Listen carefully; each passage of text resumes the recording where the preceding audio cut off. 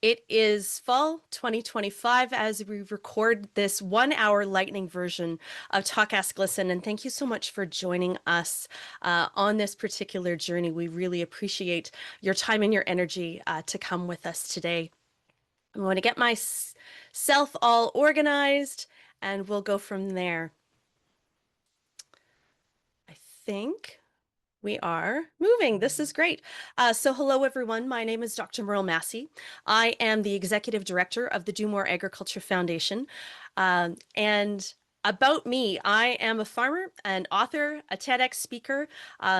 This is a picture of me by one of our very long rock piles, one of our rock walls that we have on our farm. And I start with this picture to acknowledge that our farm is on Treaty 6 territory and the homeland of the Métis. And this rock wall was built by our partner First Nations that our farm, my husband's grandfather would bring down, and actually all the farmers in our area would partner with some of the First Nations around the North Battleford area, and the families would come down to our farms after we had finished spring seeding, and they would do a lot of our rock picking. And so they would come, they would camp on the farm, pick rocks, and of course the way that we made sure that they were paid is that they piled them by the cord. So cord is 4 feet by 4 feet by 8 feet long, and they were paid by the cord. And so we have a high number of beautiful rock piles like this across all of our farms. And I use this picture to acknowledge that agriculture in First Nations communities is not in the distant past. They've always been very, very connected with agriculture. They've always ranched the bison. Was some of the earliest stories from Western Canada are fields of tobacco in Western Canada, not far from my brother's farm, brother-in-law's farm, and that intricate dance of people, land, and landscape through the lens of agriculture. And I just wanted to open with that to acknowledge that. So my husband and I farm Massie Panoramic Farm in West Central Saskatchewan, and we farm alongside his two brothers and his mom and dad. And across the four farms, we crop about 5,800 acres of cereals, oilseeds, and pulses. And his brother and his dad still run a small herd of beef cattle. Garth and I sold our portion of the herd, but thankfully we still get access to the wonderful beef. So that helps a lot. There's nothing like the feeling of having a full freezer. Our farm is a typical, large-scale grain farm, so we are in active harvest mode. We're still not done, but more crop is coming off every day. We've had a lot of the same pressures for those of you who come from a farming family, that multi-generational farming family, and also just the pressures of the season. On the very first day, my father-in-law put a rock through his brand new combine to the tune of, $167,000 in damage, and we've been using a loaner combine for the rest of harvest. That kind of stress can really cascade across a farm. And so I say that just to openly acknowledge that there are times and seasons when farming is easy and times and seasons when farming is hard. And the thing about that is that it isn't just what happens on the farm. We know that the people over at Western Sales who had to come out and help us fix some of these various combines and the various things that have happened, it might be a Saturday night, it might be a Sunday morning. They might have preferred to go to church if they could have, but yet they're out there helping us. And so in rural communities, the pressures of the season are felt at the farm level and right across anybody who works within agriculture, right across those communities. So the Do More Agriculture Foundation, we're the national voice and champion for mental health in agriculture. We were started by farmers, for farmers and rural communities, and this is what and where it started. So ag, we've got to do more. Kim Keller had received a message about yet another farm suicide. And so she talked about farm stress. This particular tweet string went very viral, and a lot of people, including myself, chimed in on the importance of standing up within agriculture and just saying, ag, we've got a problem and we need to do more. And that's where the Do More Agriculture Foundation found its roots. There's positives to social media. One of the things that I think social media did is that it's allowed us to talk about these things in that public space a little bit more clearly and a little bit more loudly. So that has been a really, really important part of how Do More Ag came to be. Our three pillars are action, action for awareness, education, and breaking stigma, community, community for connection, strength, support, belonging, and hope, and resources. And that's helping connect those who need resources with those who can provide them. A great example on our website is that we really love to lift up all of our partners and collaborators from right across Canada. Anything that you might be doing to help and support and provide that sense of hope to farmers. A good example is SaskAg Matters here in Saskatchewan. They have the ability to connect farmers with therapists who understand agriculture, and they have a pot of funding to help overcome those costs to make sure that that's not a barrier for farmers who might need it. And we work with partners such as SaskAg Matters right across Canada to understand more what's happening and to lift up and create the supports that are needed. Our mission to cultivate a culture of mental well-being in Canadian farming communities. When I say that, what I want to focus in on is that it is important, and that's what the purpose of our Talk, Ask, Listen is for, is to help more and more people feel confident talking about mental health, asking questions about mental health, and listening. So our three keys of Talk, Ask, Listen is how we frame what we do. And what we want to see ideally is more people across more farming agricultural communities right across Canada having the increased confidence and courage to talk about mental health. Now, before I get into too much of our presentation, I do want to stop for just a second and recognize that each of us has a different reason for being here. There is no single presentation that is ever going to be enough. Some of you might be hoping that I'll be able to provide that one piece of advice that will make your own mental health journey a little bit better. Maybe you're looking for resources for yourself or for someone else. Maybe you've been touched personally, or someone near to you has been touched, and you realize that you need to learn a little bit more about mental health. Some of you may know a whole lot more about mental health and mental illness than I do. All of you are welcome. Please know that I welcome your questions and your comments anytime throughout the presentation.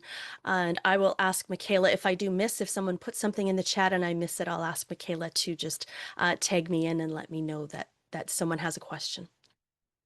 So the purpose of a Talk, Ask, Listen is because people often ask the Do More Agriculture Foundation, well, Merle, how can we do more? What should I do? there there is an appetite for those tools, those resources, and simply the words to name the issue and to do something about it. But one thing that I know is that I'm not going to sit here and tell you what you should do. This presentation is about what I've learned and what I've learned to do. And maybe there's some ideas and lessons in there from what I've experienced, and maybe they can help you. So that's really where we're going with this today. So our signature community workshop is called Talk, Ask, Listen. And today's session is a lightning version of that workshop. We're compressing what's normally about 3.5 hours into one. So hang on to your hats. One of the most important things that we say about mental health is that we need to talk about it. Our goal is for every person to feel comfortable and confident and empowered to talk about mental health. And so I usually like to start with a little bit of a question for all of you, because I'd like you to join in with me. We're going to start with an easy one. What is your favorite meal? Your favorite homemade meal, and what do you love about it? If you don't mind putting that into the chat, I would appreciate it, and I will read them out. What's your favorite homemade meal, and what do you love about it?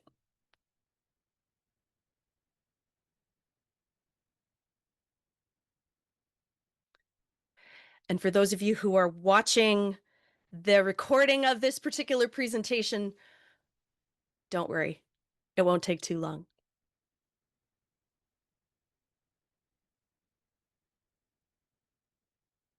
Plum dumplings, because it feels like sitting in my grandmother's kitchen surrounded by family. Stacy, my Baba would make plum dumplings as well. One made by someone else. Oh, Cynthia, you are a hardworking professional woman, and I hear you every step of the way.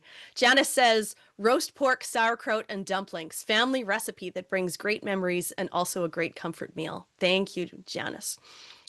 A meal with cabbage rolls. Yes, any meal with cabbage rolls is a good meal, right? Montana says, my dad makes this unreal wild rice casserole. It's nostalgic. It's the perfect fall recipe and it reminds me of being at home. Thank you all for sharing those. Those are fantastic. We've got, of course, Thanksgiving coming up this weekend, and I do love me a good roast turkey, so I'm looking forward to that. So thank you for practicing talking, and I gave you an easy one. We are switching gears. In our live Talk, Ask, Listen, we have a little bit more time, so we don't have to switch gears into the hard stuff right away.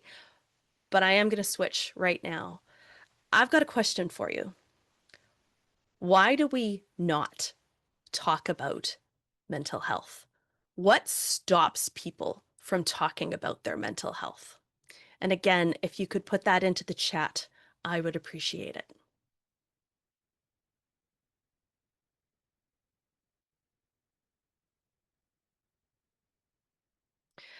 Don't want to be a burden on someone else. The whole conversation about being a burden is a warning signal. Absolutely. It can make you vulnerable. Yes, Janice, it sure can. Absolutely. Why is it so hard to talk about? I know I grew up in the 1970s and we certainly did not talk about it. The average person may not know how to recognize that they're dealing with a mental health challenge and thus they don't talk about it. Absolutely, Cynthia. Yeah, the average person, we don't know what we don't know, right? I don't know what I don't know. How am I supposed to recognize something? I do believe that we don't want people thinking that we're not strong enough. Randy, that's a very typical response. I hear it a lot. Don't want to jeopardize relationship or job. Absolutely. So that kind of fear and concern really becomes a powerful stopping point for people. And when we talk about this, we think about why isn't it just as easy to talk about your a mental illness or a mental health challenge or an illness of the mind as it is to talk about heart problems or cancer or diabetes or knee surgery. And it's not. And it's one of those things that we need to really sink into and address. I would say from the Do More Agriculture Foundation, talk it out rather than tough it out would be the signature call to action. That's why we start with talk in the Talk, Ask, Listen. And we work to get people to just talk about things a little bit more. I'd like you to put this in the chat as well. How would you define stigma? We know that it exists and it's particularly noticeable in rural communities. We can actually see it in action. How would you define stigma?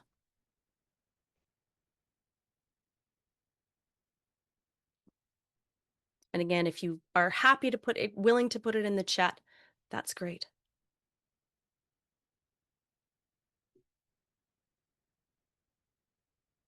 Being ostracized for no real reason. Yeah.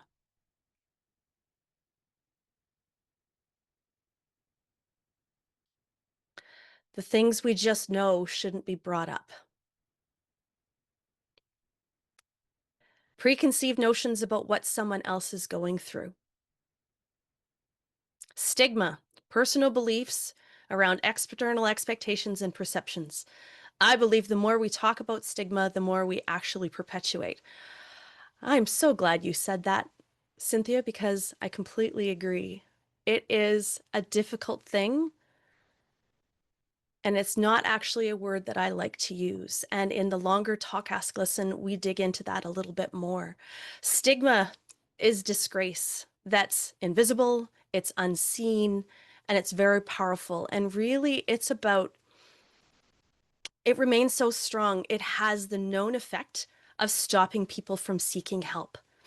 The thought that others um, know that I'm getting help for my illness of the mind will actually stop people from getting help. That disgrace is unseen and it's very powerful. It's considered a public health risk. The reason why I don't like the word stigma is because it's actually a fairly neutral word, and it's important that we dig in a little bit and actually name the action items that come out of stigma. It's activated when there are attitudes like stereotypes and bias and discrimination. So when we hear people say things like, "Oh my God, he's mental," everybody has a pretty good idea of what sorts of um, activities they're describing. And yet, of course, we know it's untrue. Not everyone who has an illness that primarily stems from something going on in their mind comes out in the same sort of um, responses. And so those kinds of stereotypes and bias, and of course, and then that can lead to discrimination. You know, if you're a credit union manager and you're on a hiring committee, and on the Saturday the credit union has put together a 5K run and everybody's taken a selfie for mental health, and this is such a great thing, and the next Wednesday you're reading through the pile of applications and you see that there's an application there from someone who has all the credentials that you're looking for, but you happen to know because you live in a rural community that they've had a little bit of help with their mental health, and you just quietly put that application over to the side. That's discrimination. And when it doesn't get called out, that's when it continued to have action and power. And that's a problem. The other piece, of course, is the personal piece around shame and fear and withdrawal. And you'll find with the Do More Agriculture Foundation that we are actively moving towards using those more active words like shame and fear and withdrawal because they describe what's actually happening on the ground. And that's really important. We need to make sure that we're naming that it activates that we're naming those feelings that people have and what's actually happening with people on the ground. When it comes to the culture of farming, there is this perception that farmers are strong, that they don't need help from anyone, that they're carry on no matter what happens to them. This comes from Sean Stanford in Alberta. Most of the farmers that I chat with, this is absolutely, it's about showcasing to the world that you're strong. And that's why when it comes to mental health and agriculture, the culture of farming, sometimes as good as it can be to give people that sense of pride, it can also get in the way. There are some specific influences for people who work not just on a farm, but across the entire agriculture industry. And those specific stresses do matter and they should be part of the conversation. One of them, and these are the ones we hear about all the time, is factors beyond control. And the reason why they're so problematic is because they are beyond your control. Anytime you are faced with something that you cannot control, your fear and your inability to react well to it is completely off the charts. It's very, very difficult. And so some of these factors, of course, weather, right? Weather, costs, debt loads, labor. Sometimes that's a really problematic issue. Food policies, trade, tariffs, pricing, of course, diseases, pests. We know that we've got avian influenza and we've had be it the BSE crisis across the Canadian beef industry, we've had numerous diseases and pests across crop farming as well. And these things are factors beyond our control. And so we try and mitigate as much as we can. But farm stresses and our reactions to them has actually been studied and documented for a long time, since going back to the 1970s and even earlier. It grew very strong in the 1980s and 1990s. The first farm stress call line in Canada was created in Saskatchewan in 1992. Farm stress is not new. I'm just so happy to see that we're doing a little bit more about it and we're talking about it more in public. Other risks. There are lots of risks involved in the actual physical work of agriculture, whether it's related to your geography, lack of rural services, access to services, that kind of thing, or just simply high stress, right? The seasonality, the isolation, being in a tractor for 12, 16 hours a day, the possibility of illness and injury. There's lots of illnesses and injury that only happen to you when you're on a farm. Farming can sometimes be boring and repetitive, right? So there's some risks to that. One that I thought was interesting was that lack of advancement. If you're already running your own farm business or any kind of business related to agriculture, how do you advance? How do you feel like you're growing and changing? So these are some interesting risks that also can have an impact on mental health of those involved in agriculture. Another set of dynamics are the social factors. And these are the ones that are often not talked about, and yet they are there and they're there in spades. And they matter a lot. The impact of legacy. I know farmers who are farming now who didn't really want to farm, but they were perhaps their parents or grandparents pressured them into it, that they felt that this was their only choice, or they didn't want to lose what had been built across those multiple generations. There's lots of dynamics around family and community. How your family talks about mental health and mental illness will have a huge impact on whether or not you recognize it or whether or not you're willing to go and get help. Farm transition is another point of stress. Lots of issues around fairness and gender, whether you want those assets or whether you want those debts. Farming is a debt-fueled endeavor, and that can be tough. Lots of intergenerational trauma out there. I have a colleague in Ontario who's an expert in intergenerational trauma, Lorraine Van Uik. She does some excellent work.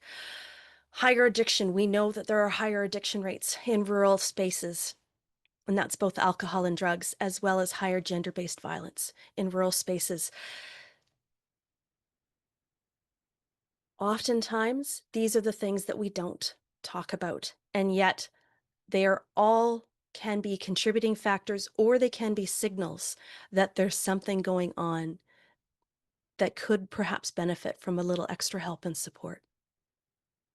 Now, apologies for this particular slide. It comes in very odd, but there are a lot of statistics. There's some excellent research that has been done in the past 10 to and longer than that, 20, 25 years across Canada around farm stress and farm mental health. And some of those statistics are very, very challenging to hear and read and quite scary. Here at Jumor Ag, we focus in on some of the barriers to getting help. That top statistic, 40% of producers feel uneasy asking for help. Why that matters is two reasons. Number one, it's twice as high as the average Canadian. If you were to ask 100 average Canadians if they're uneasy, or, if they're willing to go and get help for their mental health, 20% will say that they're uneasy. If you were to ask 100 producers, 40% of them would say that they're uneasy. It's twice as high. We know for those of us who live in rural communities that access is absolutely an issue. Access and anonymity, being anonymous, right? If someone sees your truck outside the therapist's office, are they going to approve you for the loan next week? These are real issues that people in rural communities talk about, as well as, let's say that you've got someone on a farm and you're in the middle of harvest season and it's go time and it's a beautiful harvest day and oh my gosh, you've got a therapy appointment and you have to drive 2 hours away to get to it, and it's an hour therapy appointment and come back. That's 5 hours of combining. No, you can look after your mental health after harvest, right? Rural communities, when we have limited local access to mental health resources, it can absolutely have an impact. And I celebrate all of the different groups and communities who are working to offer those therapy sessions while someone's in the combine, either hop in the combine or do it through Zoom while they're there working and have those conversations. Or our own Ag Talk, which is a peer-to-peer support network to help people just to kind of let out what's happening with them and to feel a bit better. And of course, 1 in 5 people will experience a mental health crisis in their lifetime. And it is about a 3 times higher rate of suicide than the regular population in rural communities. The suicide rate for farmers is about 3 times higher, according to some of the statistics. And yet, 1 in 5 people will experience a mental health crisis. So it is far more common that we might think, and yet we're still not talking about it. One of the programs that we run here at the Do More Agriculture Foundation is called Ag Talk. It's an online anonymous platform. And people who have joined Ag Talk, they go through a little bit of the Together All platform that Ag Talk is within asks them some questions when they first join. And then they follow them as they use the Ag Talk platform and talk to one another. And we know that 33% have no other mental health support at all. They're not accessing anybody in their community. They're not talking about it with their family. They're not reaching out to therapists. They're not calling call lines. They have no other mental health support at all. 33% have considered suicide. This is higher than across normal producers, and 11% of those who've joined Ag Talk have actually made a suicide attempt. These are higher statistics than regular, even just with producers, and certainly higher than regular Canadians. The other thing that we know is that those who join Ag Talk within the Together All platform, their top 5 issues are depression, anxiety, stress, loneliness, and relationships. Now, I do want to caution and remind us all that at a very general level, those who choose to join Ag Talk are already usually touched by an injury of the mind. They've got stress, they've got depression, they've got anxiety. And that's why Ag Talk stats, that's more likely why Ag Talk stats are higher than stats about farmers in general. So it is important to remember that context. However, it's also important on the flip side to recognize that those who use Ag Talk really need it. And that's why we're so happy to have examples of things like that that are out there. What I, this slide is a reminder to me that it's not black and white, that mental health is a journey. It's absolutely not a destination. Sometimes we think that, you're either well or you're so sick you need to go, to the hospital or to get therapy or call a call line. What we know, though, is that we all have different pressures and events across the whole of our life, and they will cause mental injuries like grief, like stress, like PTSD, or maybe we've got a physical change that comes up. Type 1 diabetes will often trigger depression, for example. Or if you had an on-farm injury, your anxiety level is likely to be a whole lot higher. And so mental health and physical health are hugely intertwined, and it is absolutely a journey. It's not a destination. Everyone is going to move through different aspects and be closer to issues of mental illness at any given point. They also could be closer to someone who is going through an active mental illness, and then they're acting as a caregiver and supporting someone who has an illness. And that's also part of a mental health journey. There's lots of research that shows the importance of being a caregiver, the role and the learning that you get as a caregiver, but also the grief and the toughness of that particular journey.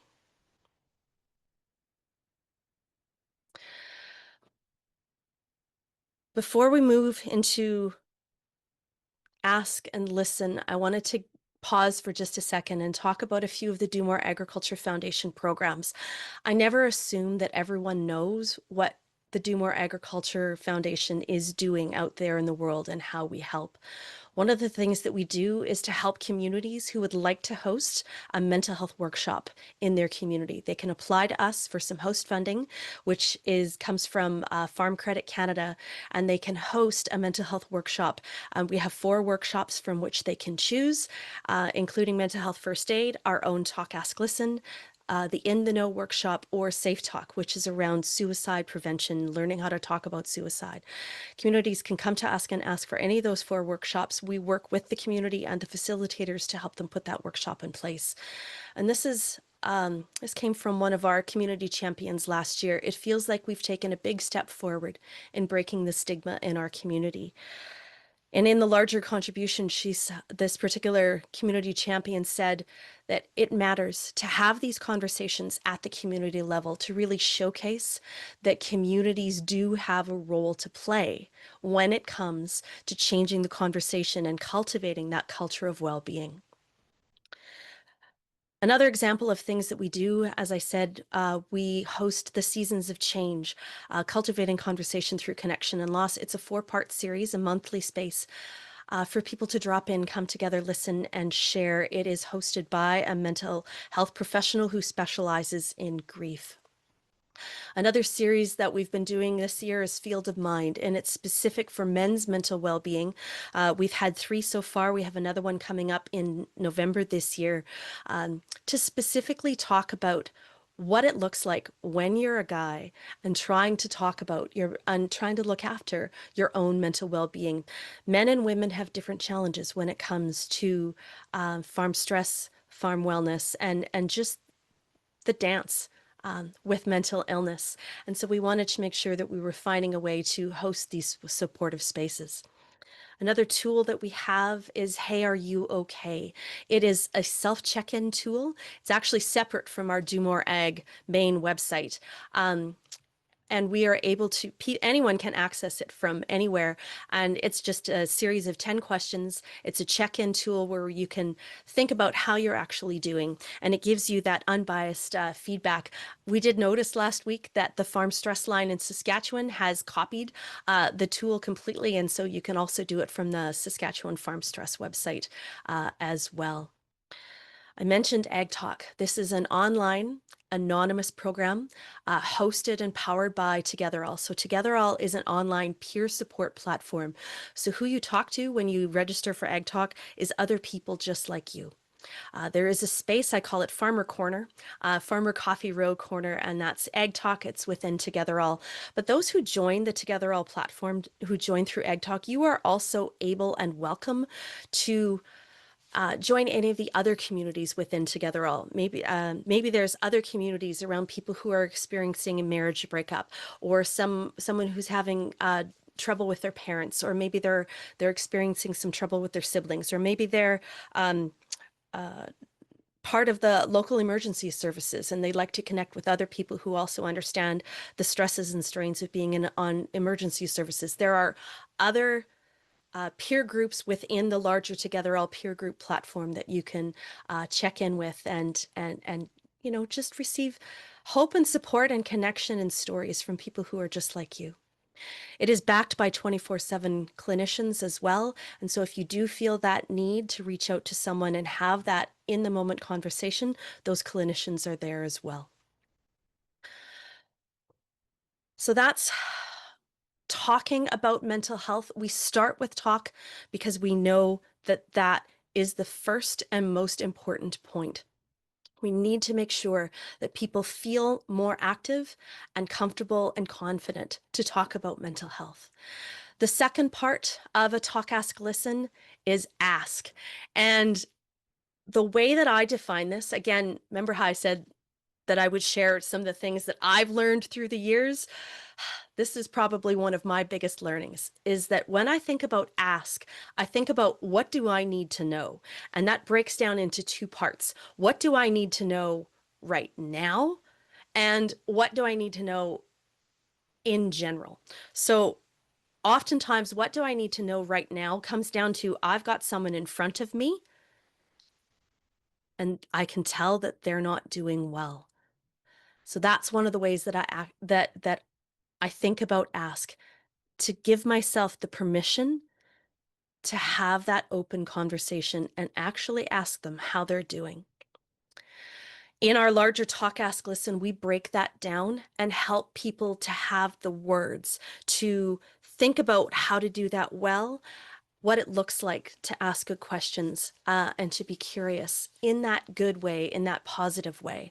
When someone around me is off kilter and I suspect that something's going on, then the best gift that I can give them is my attention and my interest. So I'll ask. And oftentimes what I do is that I'll say, I've noticed. I'll start with that. I've noticed that you haven't been coming to coffee row. You haven't been showing up for morning coffee and you used to never miss it. How are you doing really? What's going on? And giving them the gift of my attention. The second thing that I've learned to do, if someone that I know or myself, if someone that I know has a particular mental health injury or an illness, one of the best things that I can do is to give that issue the gift of my curiosity. I dig in and I read and I find out as much as I can about that illness, and whether it's online through, really good curated sites, or go to the library or go to the bookstore and buy some books. The more that I learn, the more that I activate my curiosity and my willingness to spend my time to understand what's going on with them. And then I can take that with me when I talk to that friend. They don't have to spend their time teaching me about what's happening. I have done something to bridge and make a much, much shorter connection between them and me. I've done work. They can recognize that I've done it. This is what I do every time I have someone in my immediate surroundings, people that I love and work with or help or support or am related to. I activate my curiosity by putting my own energy and time into learning a little bit more about what's going on with them. And in that way, I'm building a much deeper and stronger connection and shortening the distance between them and me. Here's the other side of that, though. In order to do that, one of the things that I've had to learn to do is to learn to park what I used to think. And just like we park old farm tools when they no longer serve our farm, sometimes we need to learn to park what we used to think. And I thought that I had a pretty good handle on, and that I was pretty open-minded and a pretty good supporter for mental illness. And then I learned all the different ways that the society that I've grown up in, the movies that I've watched, the media that I read, all of these things and all the assumptions that are in me and I didn't even know. And so what I've had to learn to do is to be really, really active. I've got all these different biases and stereotypes and ideas and thoughts that are inside my brain, and my brain is just, compiled and built them. There's beliefs and thoughts, and they pop up. So what I've had to learn to do is to just allow those thoughts to go ahead and pop up. Like, yep, I had that thought. Oh my goodness, you have schizophrenia and you work in a daycare? Isn't that dangerous? I allow that thought to come up. I'm like, okay, thank you, thought. Go sit in the corner. Because if I don't actively let those thoughts bubble up, recognize that they're there, learn to recognize my own biases and assumptions, things like, oh, I'm sure if you just push through and fake it, you'll start to feel better. That's a big one for me. That's something that comes up a lot. Or if I hear that there's been a shooting in the United States, and the first question that the media wants to know is, oh my, did they have a mental illness, right? Um, or, oh, you're just faking it to get out of school or to get out of work or, whatever. Or another one that I had when I was younger is that once you become sick with a mental illness, that you're always sick with it and that you'll never get better, that you're either sick or you're healthy. And I'm like, okay, clearly that's an internal assumption that I need to let it bubble up and then ask it to go sit in the corner. Because I discovered that I wasn't open enough to actually learn something new if I was holding on too hard to some of these assumptions and biases and thoughts. And so I ask myself,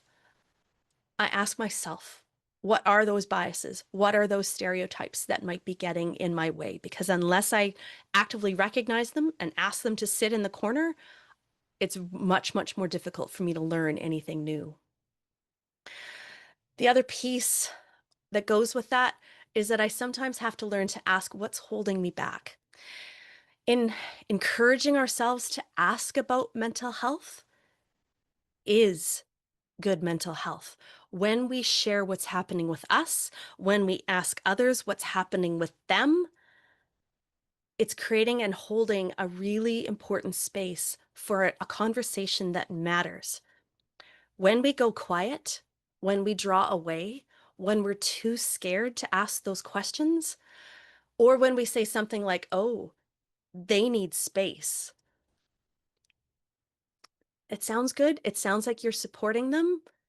It also sounds like you're pushing them away because we certainly don't do that if somebody is going through a cancer journey. We show up with casseroles, we mow the lawn, we send them texts, we offer to drive them. When we say they need space, we're pushing them away, and people are so scared about that. So when we hold ourselves back, we're self-activating bias and prejudice and shame. So if you do find yourself holding yourself back and not asking your friend questions about how they're actually doing, it could be that you've got some of your own internal shame and fear that's holding you back.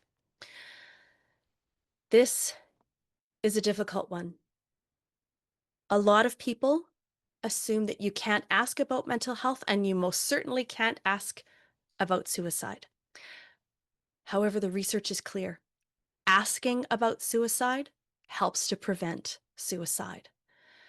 And so in our longer Talk, Ask, Listen, we work to help people think about this issue just a little bit more. And there are amazing trainings out there, including the Safe Talk training and Assist training that can help you learn what it looks like to ask someone about suicide, and to ask them in a way that is caring and that is open, that is honest, and it allows space for them to actually tell you the truth, and that matters.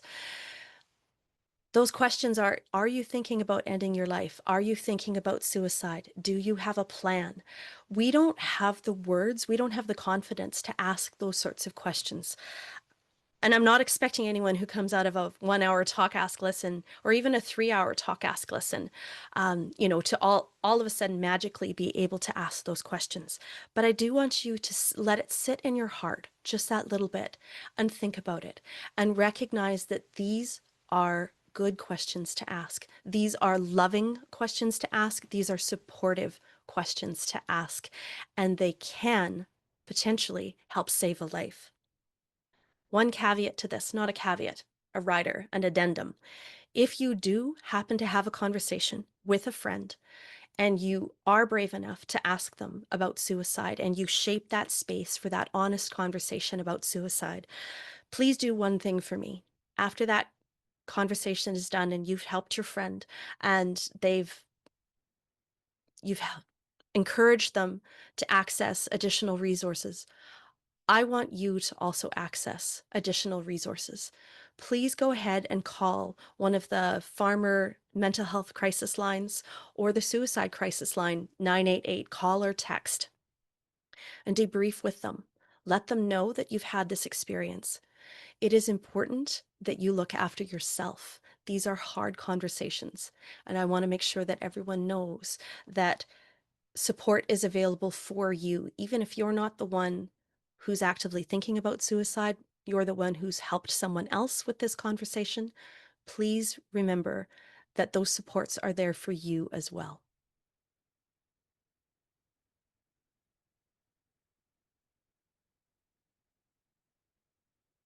One of the things here at the Do More Agriculture Foundation that we've been working on, because it's in our mandate, it's our mission, is how to help communities to cultivate a culture of well-being. So how can a community become a caring community for people who are experiencing mental health adversity? What does that look like? Well, those who are diagnosed with a mental illness or a mental injury, they describe community as a place where they can get help, get support, and feel welcome. So the question really is, how do you describe your community? And people look at me and they're like, what are you talking about, Merle? I'm like, okay, well, think about it this way. How do you rally people in your community when somebody has a physical illness? What's your community like when somebody has cancer? How do you support them?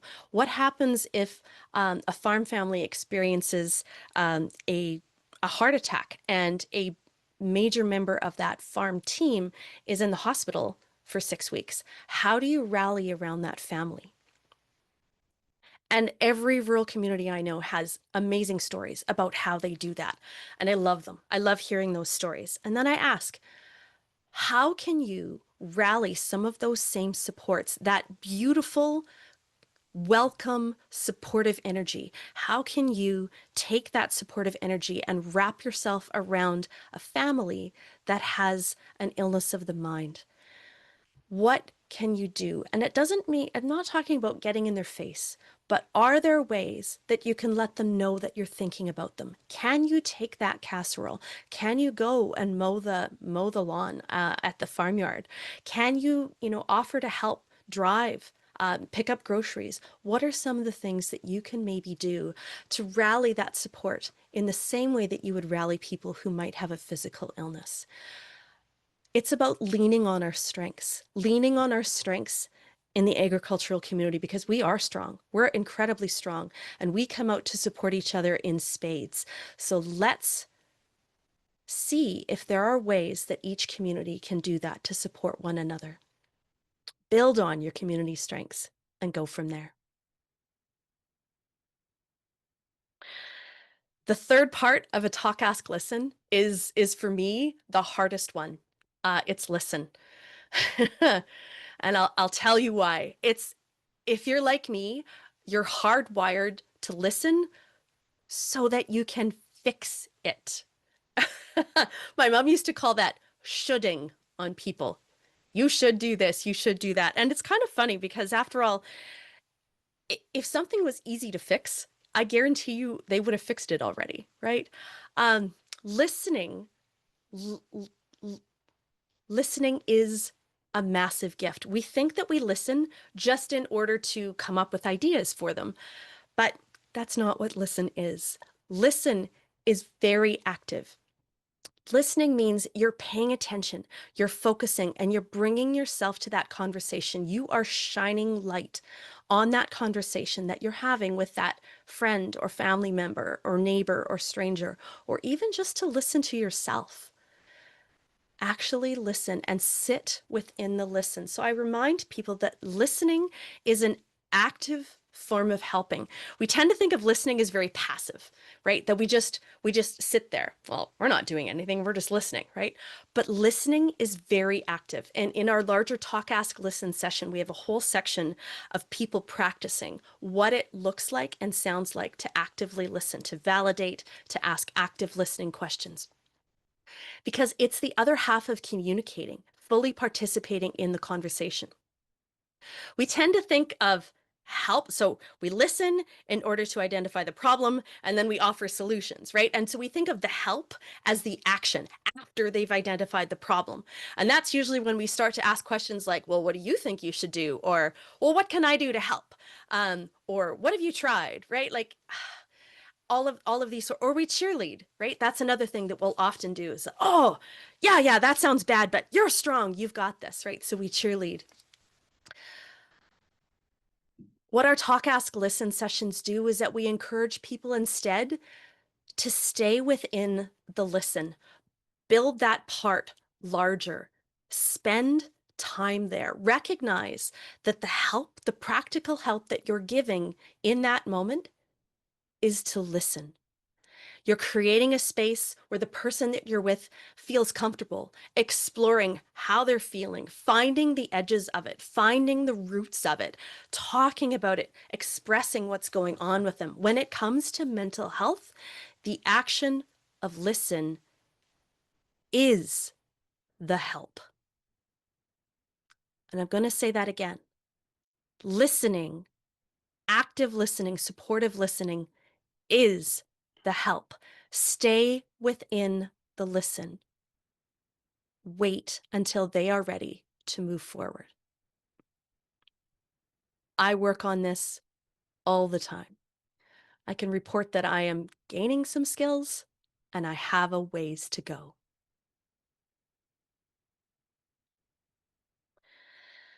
Sometimes people aren't comfortable having those conversations with an individual person, and that's okay. That doesn't mean that there aren't still things that you can do. There Absolutely are still things that you can do. You can take that energy that you want to put into helping to raise the conversation, to talk, to ask, to listen, to help drive increased conversation and help in your community. There are things that you can do. One of the things that we suggest is that communities sit down and create a bit of an asset map. What supports already exist in your community? Do you have therapists? Do you have doctors? What um, are there AA groups? Are there narcotics groups? Are there domestic abuse groups? Are there people in your community who already have a sense of expertise and are in a different place on this path, but part of that holistic picture? So, what already exists? Do a bit of an asset map. Write down the phone numbers. I live in West Central Saskatchewan, and we have our own mental health intake 1-800 call line. Not everybody knows that, but if you need to access crisis support and help and access and get in to see a therapist, there's actually a special call line for that. Not everybody knows it, but it's an example of something that happens at the local level. When we think about health, health always happens from the local out, right? Who's your nearest doctor? Who's your nearest nurse? What already exists? Sit down, work with some of the people in your community and make a list. Talk to community members. What do they see? What have they accessed? What was helpful for them? Maybe there was a parenting group, or maybe there was a caregivers group. Maybe there's a branch of CMHA somewhere nearby. So those are all excellent examples of writing that community asset list, from the local. And start small, because when you do that asset list, then you're able to kind of see where those gaps are, and then you can start to advocate for change. Because here's the thing, getting help and support always starts where you are. What is the pathway? What's the local pathway to get help? And can you map it out easily and simply? And have you included all the local resources? Because if you've mapped it out and you have a good idea for yourself, you're in a much stronger position to help someone else. If they are in crisis, if they need help, they don't have the capacity to map it out. But if you've already done the work and you've mapped out, here's the path, here's or multiple paths in our local community, and share that across, develop it into a one pager, put it up at the museum and the library and the local bulletin board and the post office and the coffee shop. And then people can go up with their phone, take a snapshot of it, and then they've got the resources, or share it on your local Facebook pages. Developing that local map from where you are is something that any one of us can do, and you never know who it might help. When I tell people to rely on your community strengths, I think about things like physical spaces. So let's say that you going through that process of doing your asset mapping, say, you know what, we've got a lot of people in our community who are caregivers. Maybe we should create a caregiver, circle. Well, do you have a space where they can meet? Oh yeah, there's a church that has, a spot. Okay, that's an asset. That's a physical space. Do you have a library? Excellent. Can you raise $500 so that the library can buy a bunch of really good recent books about mental health and mental illness? Fantastic. Do you have online spaces? Do you have a community Facebook page that everybody, posts community events on? Do you have a lot of community spirit that you can tie into? Maybe you can develop some kind of an event that wraps itself around, bring everybody in for a steak supper and have a speaker on mental illness come in, so that you're hosting this at the community level. Everybody in your community trained? Are there EMS people? Are they trained to understand mental health and mental illness? Do they feel confident addressing some of those issues? Do they feel like they have the skill sets that they need? What training is nearby? What's available? What can you bring in? These are all conversations that absolutely can happen at that community level, and they will help your community to become much more of a caring community. When I when we take action for mental health, I think of it as shining a light. And for me, there are three different kinds of lights. There's the porch light, and we need that. We need more people who are willing to Let others know that you welcome the conversation, that people can talk to you about their mental health, and that you will listen with that sense of compassion and curiosity and support. We need more porch lights. So I'd love it if everyone in every rural community felt confident enough to be a porch light. The second way that I think about a light is the flashlight. These are people who might be porch lights, but they might have that increased level of confidence. They're confident enough to go out and check on someone or find someone who they think might be ill and have that difficult conversation and let them know that you're not going to leave them on their own and that you're willing to walk with them, to be alongside them, to help them find their way. That's the flashlight. And the third is the floodlight. And the floodlight, and you can do this at the community level, and this is how I think of the Do More Agriculture Foundation, is that you're creating space in your community to shine a floodlight on mental health and mental illness, to actively talk about the shame and the fear, pardon me.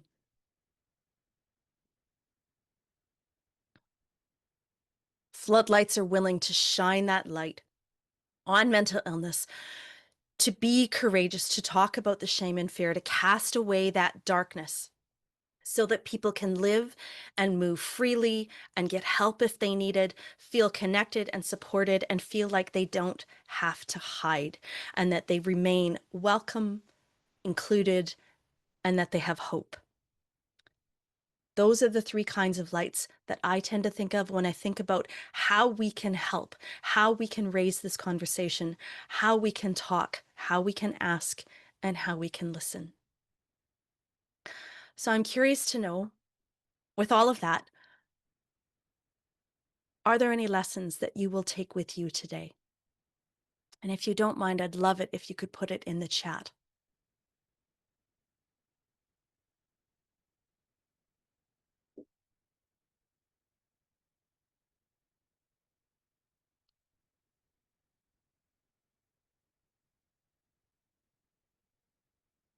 Cynthia, I'd like you to say, I'm just going to read what you had to say in the chat. It is accurate, except in the case of children and adolescents. Please do not ask young folks if they have a plan for suicide because it makes them escalate suicidal ideation to the next level into intention and the planning stage.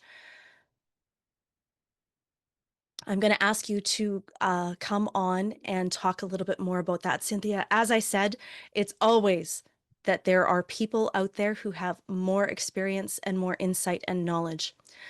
Stacy says, listening just to listen and be with someone, that mental illness is a journey. Thank you, Randy. And active supportive listening is the help that resonated with me. Thank you so much, Janice. Cynthia, are you still here? Are you willing to talk a little bit more about what you had to say? Sure, Merle. Yeah. I Can you hear appreciate me? that. Thank you. I Okay. sure can. Please go ahead. And the reason that I shared that is because like there is updated research, and when you talked about Safe Talk and Assist, which are fantastic programs, there's also a program that is geared towards assessing risk for suicide in kids. And the like we know in the adult population that you can ask, hey, like, are you considering suicide? Have you made plans or intentions, that type of thing with adults. But what we're finding with kids is that it's one thing to say to them, like, have you had thoughts that you don't want to be here anymore? And if you've had those thoughts, like, tell me about them. That is kind of the better way to ask, because the moment that you ask a child or an adolescent, have you made any plans? They suddenly feel obligated to make plans. And so it automatically kind of moves them into that next or escalates them into the next stage of that suicidal ideation. So it's more better to ask open-ended questions with children and Mhm. adolescents to say like, okay, can you tell me about the thoughts that you've had around maybe not wanting to be here anymore? And be specific because sometimes when you're having these conversations with people, and someone might say like, hey, I don't want to be here anymore, be really clear and ask them, And like this is something that I do every day in my practice is say, okay, there's different meanings behind that. It might really freak us out that we think that we don't want to be here anymore, but let's break it down. Is it that you don't really want to be in the situation that you're in right now? Is it that you don't want to make a decision that you're being forced or expected to make right now? And so you feel like you don't want to be here. It's not actually about wanting to die. It's about wanting to avoid the situation that you're in. So Yeah. then you kind of alleviate, like when you talked about stigma before, you alleviate a lot of those difficulties within, like a person's perception of going, oh my, this is like, I don't want to be here anymore. I'm thinking about dying. Something's got to be wrong with me. Well, even just when you talk about talk, ask, listen, encourage them to break it down and actually talk about what that means of I don't want to be here anymore or I can't do this anymore, right? A lot of times it has very little to do with actually planning their death. But when we jump to that of going, oh, do you have plans? You're kind of solidifying or validating um, their thinking that like them not wanting to be here anymore is actually them talking about dying or suicide. Right. Does that make And sense, Merle? absolutely, Yeah. because it's about making sure that you don't want to be in that situation. You're filled with shame, you're filled with fear, you're Mhm. filled with something that you're actively trying to move away from. And maybe they hadn't made the step to actually, dying by suicide. They just know that they're really unhappy and uncomfortable in the situation that they're in. The other piece that I just want to reiterate is that Cynthia is a professional in this space.